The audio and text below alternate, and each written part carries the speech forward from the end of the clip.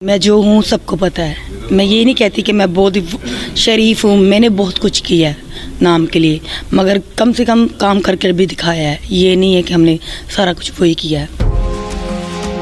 Pakistani state dancer और अदाकारा निदा चौधरी लाखों दिलों की धड़कन है।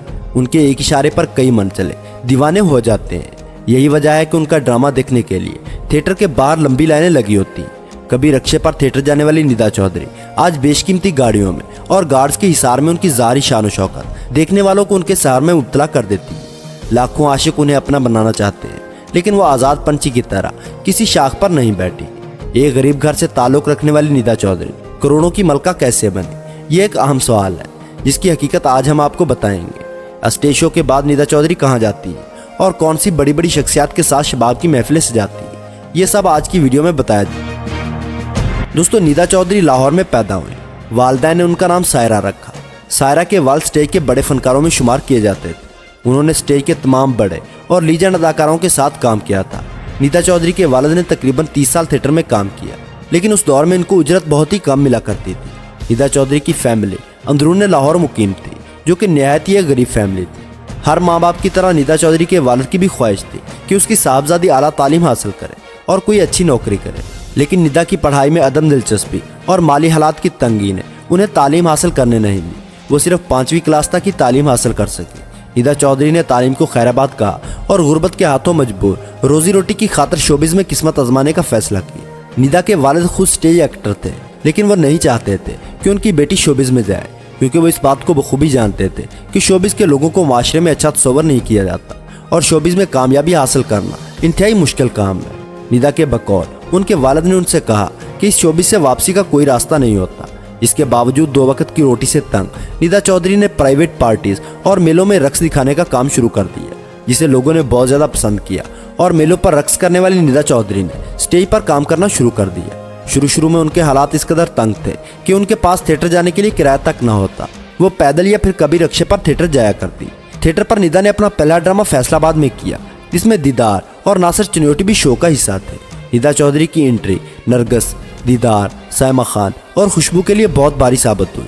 निदा ने इन सब के होते हुए स्टेज पर अपना एक मुनफरिद नाम बनाया और कामयाब अदाकाराओं में शुमार होने लगी। निदा ने डांस, अदाकारी और रक्स की बाकायदा तौर पर तरबियत हासिल करना शुरू की, तो खूबसूरत चेहरे और नशीली अदाओं के साथ साथ उनके रक्स को भी लोगों ने खूब पसंद किया। खूबसूरत और टाइट लिबास के साथ जब वो स्टेज पर अपने जिस्म की नुमाइश करती तो देखने वाला हर इंसान घायल हो जाता।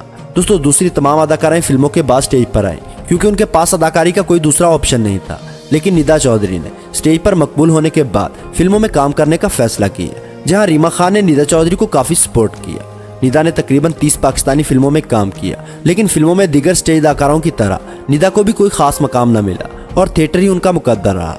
किस्मत की देवी उन पर तब मेहरबान हुई जब वो फिल्मों में नाकाम होकर दोबारा स्टेज पर गई, जहाँ उन्होंने दौलत और सब कुछ कमाया। वही लड़की जो कभी रक्शे पर थिएटर आया करती थी, अब बड़ी बड़ी गाड़ियों, नौकर चाकर और महलात जैसे बंगले उसका मस्कन बन गए।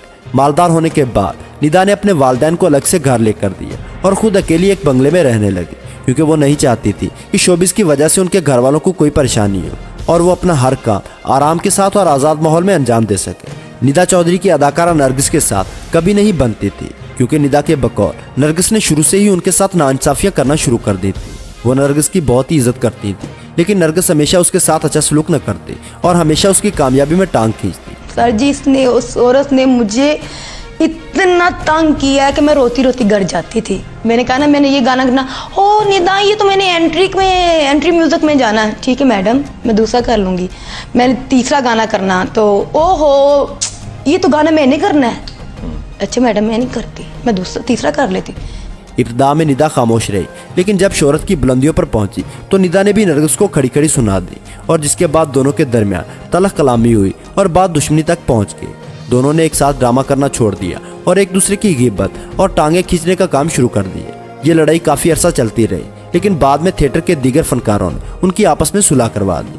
निदा चौधरी इस वक्त एक स्टेज ड्रामे का 5 लाख रुपए लेती हैं। बड़े बड़े सियासतदान निदा चौधरी को अपनी प्राइवेट पार्टीज में जलवे दिखाने के लिए मदऊ करते हैं, जहाँ वो अपने जिस्म की नुमाइश करवा के मुआवजा वसूल करती हैं। इसी वजह से निदा चौधरी का शुमार पाकिस्तान की अमीर तरीन स्टेज अदाकाराओं की लिस्ट में होता है। निदा चौधरी वो वह स्टेज अदाकारा है जिन्होंने अपनी सिक्योरिटी के लिए गार्ड्स भी रखे हुए हैं और सिक्योरिटी के हिसार में घर से बाहर निकलती है। निदा को बनाव श्रृंगार का बहुत शौक है, इसलिए वो हमेशा पुरकशिश लिबास ज़ेबतन करती हैं।